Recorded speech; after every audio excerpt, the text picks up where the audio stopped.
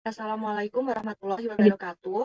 Hari ini kami dari kelompok 9 izin mempresentasikan hasil diskusi kelompok kami mengenai penilaian ketahanan pangan level rumah tangga dengan instrumen Household Hunger Scale atau HHS di Kota Surabaya, tepatnya di Kelurahan Mojo. Berikut adalah anggota dari kelompok 9, boleh di next.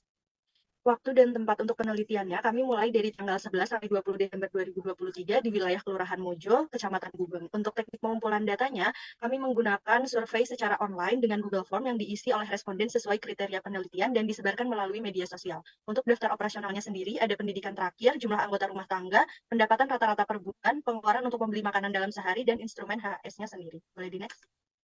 Gambaran umumnya, Kelurahan Mojo ini merupakan wilayah yang cukup padat dan memiliki penduduk dari berbagai kota yang berbeda karena dekat dengan Universitas Airlangga. Dan untuk akses pangannya di wilayah Mojo tergolong mudah karena banyak masyarakat yang membuka usaha menjual masakan jadi untuk anak kos. Selanjutnya hasil pembahasan instrumen, di mana yang pertama untuk pertanyaan pendidikan terakhir, setengah responden atau 9 dari 13 responden menempuh pendidikan hingga SMP atau SMA.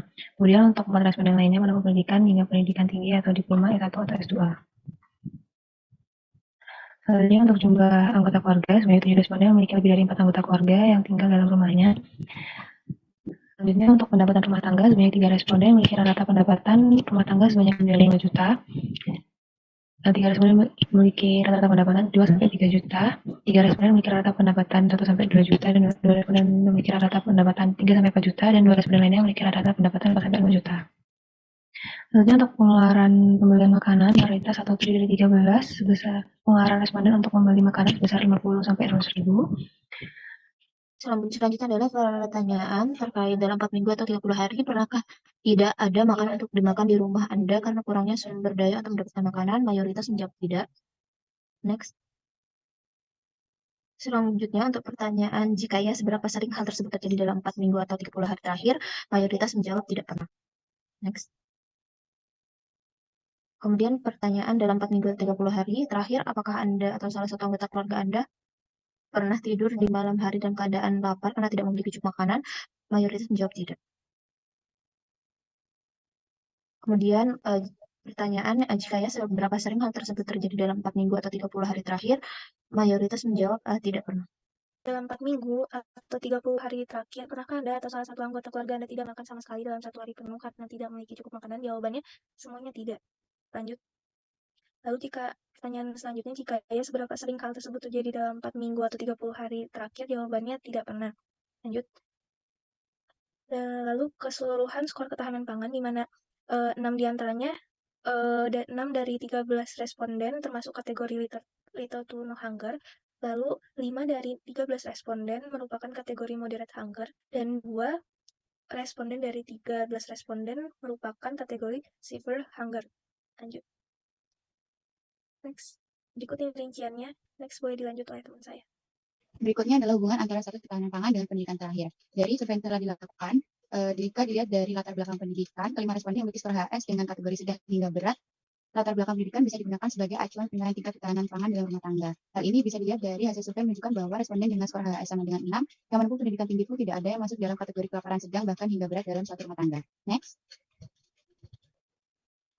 Selanjutnya adalah hubungan antara status ketahanan pangan dengan jumlah anggota keluarga. Berdasarkan hasil survei yang telah dilakukan, dari total 5 responden yang memiliki skor HS, 3 diantaranya, yakni responden 7, 9, dan 12, memiliki jumlah anggota keluarga lebih dari 4 orang, dan memiliki skor HS dengan kategori kelaparan sedang hingga berat dalam rumah tangga. Sehingga bisa disimpulkan bahwa ada hubungan antara jumlah anggota keluarga dengan status ketahanan pangan dalam suatu rumah tangga.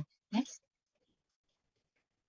Berikutnya adalah hubungan status ketahanan pangan dengan pendapatan. Jika dilihat dari pendapatan 5 responden yang ada, total skor HS 2 hingga 6 atau kategori kelaparan sedang hingga berat, rata-rata memiliki pendapatan rumah tangga sebesar 1 juta hingga 3 juta rupiah per bulan, yang mana harus mencukupi lebih dari 4 orang dalam keluarganya. Sehingga bisa dilihat bahwa ada hubungan antara pendapatan dengan status ketahanan pangan karena tingkat pendapatan yang rendah sangat memungkinkan terjadi kerawanan pangan pada tingkat rumah tangga. Selanjutnya ada hubungan status ketahanan pangan dengan pengeluaran membeli makan. Berdasarkan hasil survei dari 13 responden, Dapat dilihat jika 3 responden memiliki skor HS2, 1 responden skornya 4, 1 responden skornya 6.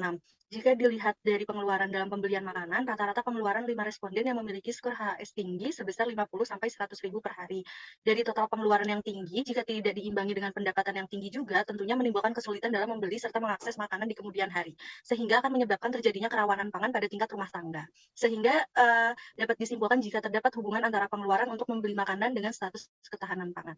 Selanjutnya ada kesimpulan, hasil survei ketahanan pangan rumah tangga di Kelurahan Mojo, Kecamatan Gubeng, Kota Surabaya menggunakan instrumen HHS yang menunjukkan hasil bahwa wilayah ini masih dalam kategori ketahanan pangan masyarakat yang cukup tinggi.